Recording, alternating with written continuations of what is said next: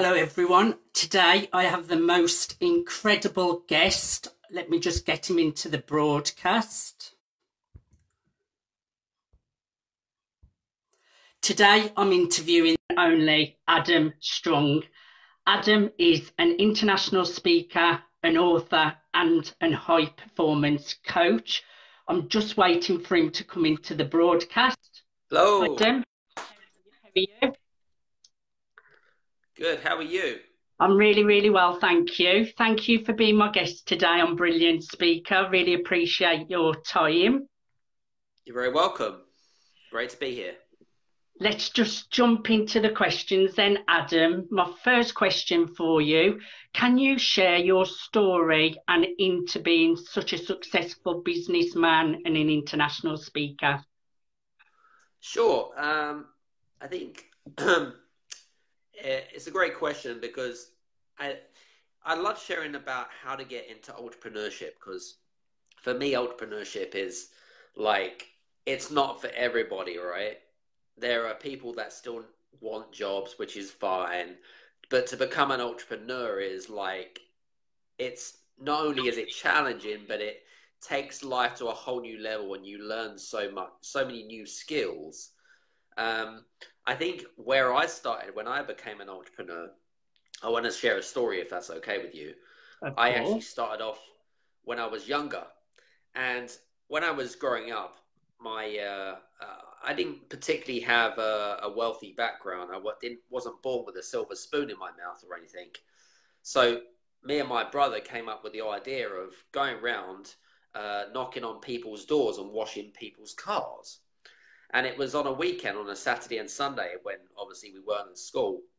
And it was an initiative where, because I started the idea off, and he was like, "Hey, so do you want some help?" I went, "Sure, no worries." And so we did a 50-50 split. We doubled, we washed double the amount of cars. They would provide all of the water. We would have all the car shampoo and the sponges and everything else that goes with it. And at the end of the day, at the end of the Saturday and the Sunday, we'd have like, £30 each. And back in the day, that was a lot of money, right? That was a lot of money. And so that was kind of like my first ideology about how to get into entrepreneurship, about running your own business and that kind of stuff. So, and we would charge like anything between £5 and £10 to wash a car. So it was a great job, and we would wax the car. We'd get into the details in between the alloy wheels, and do a great job. So I guess that was kind of like my first, should we say, taste of entrepreneurship. Um, and then from there, from the age of 16, I got a job. I got a job in McDonald's, believe it or not. And McDonald's, even though the food doesn't taste particularly great, they have great systems, and they have great skills that you can learn, leadership skills, managing staff. Within the ranks, I got promoted extremely quickly. And by the age of around 19, 20 years old, I was managing a restaurant with over 75 staff and turning over £9 million. So you can imagine how the learning process, I was learning extremely quickly. But all of those skills that I learned as being a manager and as being the boss, you can transform and transfer them into running your own business and becoming an entrepreneur. Um, and I guess from there, that helped me pay for my education, which is important. And then, from there, you mentioned about how do I become a speaker, right? You mentioned about how do I become a speaker. I intentionally, I didn't kind of like jump into becoming a speaker, right? Um, but I found that like when I did it once or twice, I really began to enjoy it because I think like for me, even though I didn't intend to do it, I it was one of those things like because I'm really good at talking to people, I'm very good at connecting with people, and I think that's really important. And people like my stories and my insights, which I think is really, really good. And it's just a great way of building relationships with people, I think, more than anything else. And so, now I kind of speak all over the world, from the US to all over Europe, mainly within Europe. And then some companies like pay me like huge amounts of money. Big corporations, will pay up to £10,000 a speech. And I really enjoy also working in the entrepreneur space, because obviously being an entrepreneur, wearing the t-shirt, and that kind of stuff. So, I love that. I think it's fantastic. I love adding value, because, I've been through the struggles, right? I've worn the t-shirt. I've been through all the shit, right? Because that's what it is. It's a challenging thing. So, and I think there's a lot of useful insights that I like to offer, tips and advice. So, yeah. Well, it sounds like you've been on a great journey. What a journey. You are right that entrepreneurship's not for everybody. There are challenges along the way. But what a journey going from washing cars to where you are now. That's absolutely incredible, Adam. And you've obviously put in the hard work to get there, so you deserve every bit of success. That brings me to my next question. Now, you have spoken on stage with John Travolta. I want to know all about it. Can you tell us more about that? How did it happen? Tell us all the details. Well, that was a couple of years ago. So basically, me and John were at a business conference, and he was being interviewed, not just because of his Hollywood stars and that kind of stuff, but he's now focused. He's very much focused on, he's a pilot by trade. So he now like should we say flies these big jumbo jets, these big 747 jumbo jets, which is just crazy. And I got the opportunity to ask John a couple of questions, and I cannot remember for the love of God what it was, but I think it was on something on the lines of, what can celebrities learn from, or what can entrepreneurs learn from celebrities and their success? I think that was one of my questions, and that was how the opportunity came about. Really was, and it's useful. And some people do think that actually, just because you have a picture with a celebrity or you have an interview with a celebrity, it means nothing. I did completely disagree. I think that actually celebrities offer a great insight. They offer some different opportunities and a different perspective. Yes, they may have worked in the Hollywood stars and things like that, but they have a different perspective, and I think that's great value in its way. So that's how the opportunity came about. Well, I mean, what a star. That's not just a star, that's like an A-list star, isn't it, Adam? That's a great photo opportunity. Can every, Absolutely. can everyone show Adam some love, give him some hearts? Please share the broadcast so we can get this out to everybody. That brings me to my next question, Adam. Speaking can be an hard industry, especially when you're first starting out, new, aspiring, or established speakers that are struggling. Can you share some tips for speaking success? I'd love to share some tips. I think my first tip for me, it made me laugh actually. We were talking about this. I was talking about this the other day. Someone asked me, what were the kind of techniques about how to become a brilliant speaker, right? And some of them came up and said, well, aren't we supposed to imagine that the crowd are naked? No, definitely not. Let me share you some of the tips that really works for me, because then maybe some of your viewers can, if they're speakers, can put it into their businesses. One of the things that I really do is so there's a formula that I use, right? It's called practice plus preparation plus visualization equals success. So essentially, you're practicing your craft, okay, whatever you specialize in, whatever your expertise is in. You prepare that presentation in the best of your ability, and then you visualize the outcome. So depending on who your crowd is and who you're talking to, you're going to then visualize, what do you want the outcome to be? Do you want them to,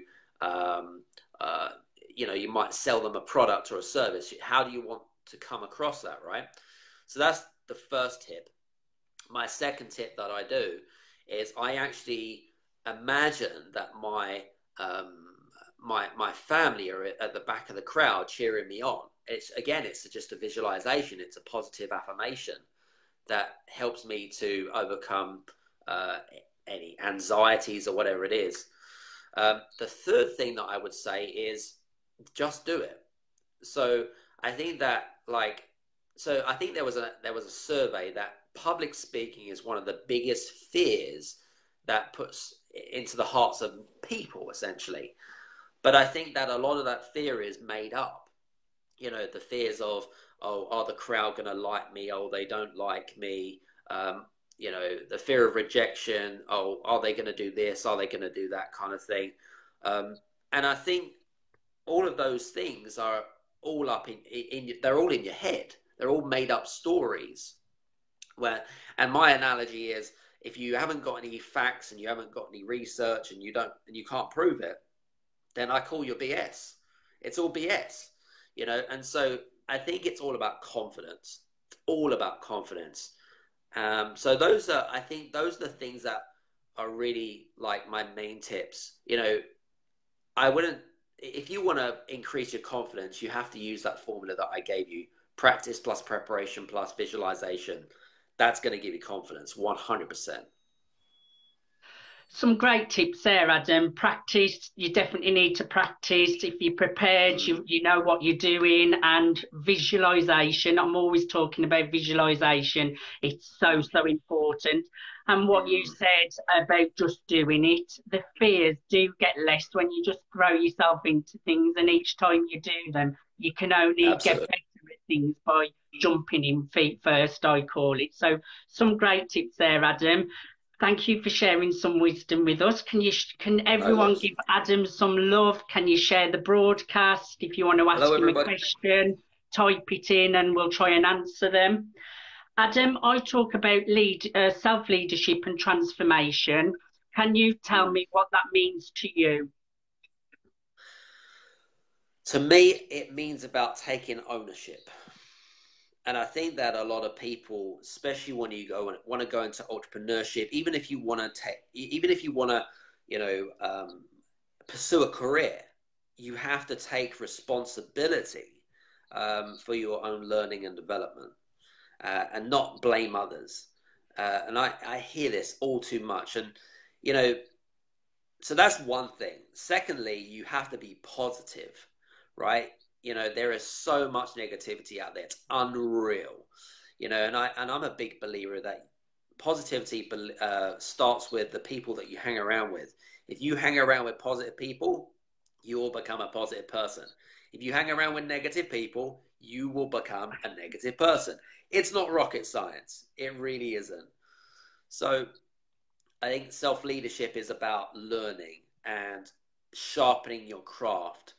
Um, I'm a big believer of, I'm a big believer of understanding your strengths and weaknesses, right?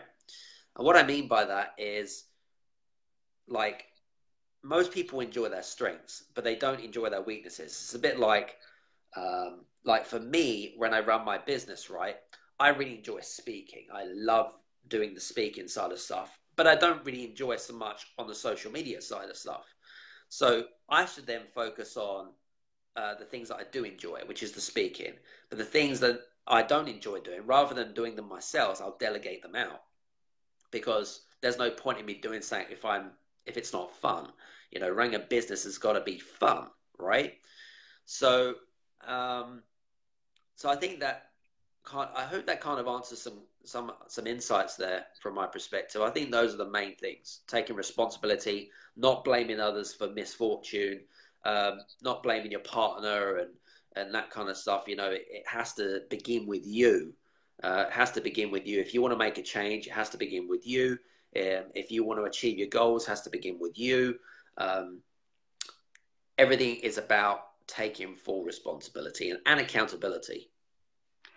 And I liked what you said as well, of knowing your strengths and weaknesses and enjoying your strengths and your weaknesses. I think that's great, Adam. Thank you. Also, Adam, I want to ask you, what mistakes have you made along the way? What you've learned from the most? Oh, Goodness. Where do I begin? Okay. Well, actually, I like to use a story for these mistakes because I think because I've made so many mistakes. Well, I wouldn't say I would have made so many mistakes, but I think that being a former elite athlete, and we haven't talked about that much, but when I was a former elite athlete, I used to train with Samo Farah, and obviously he was my training partner. But when I began running, which is long distance running, right? When I began getting into it, right, I was terrible. I was bad. I mean, literally to the point where I couldn't even like run around the athletics track without becoming hyperventilated, right? So that's how bad it was, right? So the point was, is that on Saturdays and Sundays we'd have our competition, okay? And the thing with that is that I would lose more than I would actually win. So there were many times where I become last place, second to last place, and you think of how much that does to your mindset as well as your confidence levels, right? And it's through that persistence and that resilience where I learned where, you know what, some of these like experiences that I endured, if you like, or the heartache and the struggles and uphill struggles, those things can then be translated and put into the business world, you know? So, like, I think with entrepreneurship, especially and in small businesses, what you've got to understand is that you can't make too many mistakes at the beginning. You've got to limit the amount of mistakes that you make because most mistakes that you make normally is because of a lack of time and a lack of money. So those are the two excuses that I hear all the time. The other big mistake that I make was making sure that, my biggest mistake was I wish I'd got a coach or a mentor much quicker. So I thought, being an entrepreneur and a business owner, okay, for many years, I thought, oh, you know what?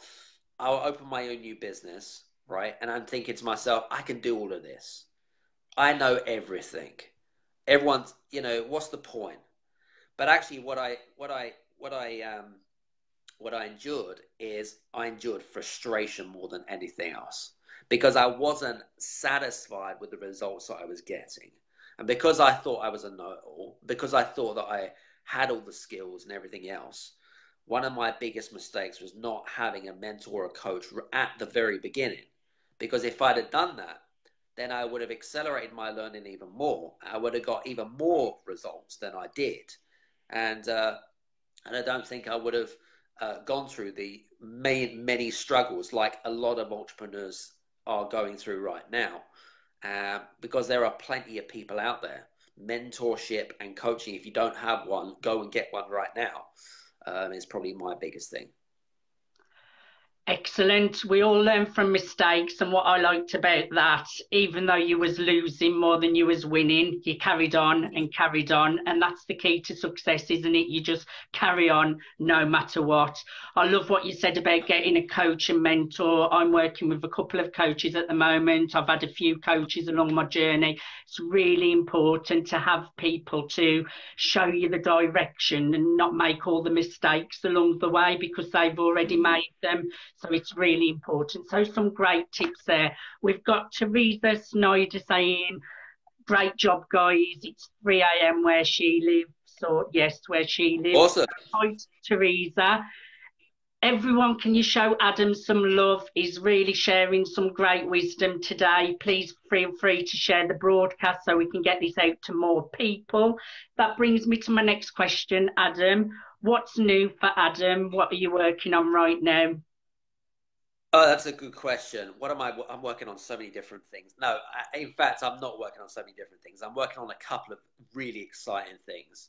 So let me share with you a couple of really good ones. So the first one I'm working on right now is I'm actually launching a business mastermind here in Stockholm because this is where I live. And the idea is obviously we have the Brexit coming in. And I think that a lot of not just Brits, but a lot of Scandinavians have this kind of uncertainty around that. So what I've decided to do is I've actually decided to create a business mastermind for 30 lucky, very specific business owners. And the ideology behind it is to help business owners get into the UK market, Swedes, and vice versa, UK Scandinavian. So that's one of the objectives. But also the other objectives is to essentially increase the amount of partnerships, the amount of transactions, increase sales, but also to learn and grow from some of our great speakers that we have coming in that are like super successful. So like I'm really pumped about that because I know it's going to be like, you know, we've got some great speakers and we've got some great attendees coming. Some people are flying in specifically to attend. So I'm really pumped up about that. So that's just a great way of that. So that's one of my things I'm working on right now. Second one is I'm going to be launching a new podcast show. I'm like really excited about that. And it's going to be based around productivity, health, business, and life. So those are the 4 topics that we're going to be covering. We're going to be doing it kind of like a radio show kind of interview. So there'll be a lot of great insights in there. We'll probably do it like on a weekly basis. It'll be great to have like the people that are watching this video right now to connect with me so that when we make the show go live, which will probably be towards the end of October sometime, then you know what we'll be looking for is reviews for the podcast, because the more reviews that we can have, the more we can get it out to people, because I know it's going to be a fantastic show because I've got so many ram-packed you know, speakers and advice and everything like that. They're just going to give you such awesome perspectives. So I think those are the 2 main ones. And I guess the last one really is, because I've got quite a few speaking engagements coming up. You know, I'm always looking for opportunities to speak all the time, to share insights and stories. I find that fascinating. I just love connecting with people more than anything else. So I think those are the 3 main things I'm working on right now. Well, there's plenty to keep you busy. I wish you great luck with your mastermind. I wish you great luck with your podcast, and everything you're going to touch is going to turn to gold, I'm sure. We've got Teresa Snyder saying, Adam has been a great person to have in my circle of friends. Trisha Pratt is saying hello. Hi, everyone. Please feel free to share the broadcast. Please show Adam some love. He's been sharing lots of tips and wisdom. Let's get this out to as many people as possible. Adam, thank you so much for being on Brilliant Speaker, giving me your time today, sharing with my audience all of your value. My last question for you, can you share how people can connect with you? Can you share how people can follow you? Sure. Well, I'm on Instagram, which is Adam Strong Official. So I'm pretty popular on Instagram. LinkedIn. I mean, I love LinkedIn. Fantastic. Connect with me on LinkedIn. Just put a personal message on there and just say, hey, heard you on the Brilliant Speaker, Facebook Live. Can we connect? So I'd love to do that. Obviously here on Facebook. So we're here on Facebook and on Twitter as well. So those, I guess, are the 4 main social media platforms. Or if you want to, you know, drop me an email, which is hello@adamstrong.net. Any way that I can help, love to add some great tips. Well, it's been a pleasure, Adam. Thank you for being on Brilliant Speaker. Thank you, everybody, for watching. Until next time, take care and bye.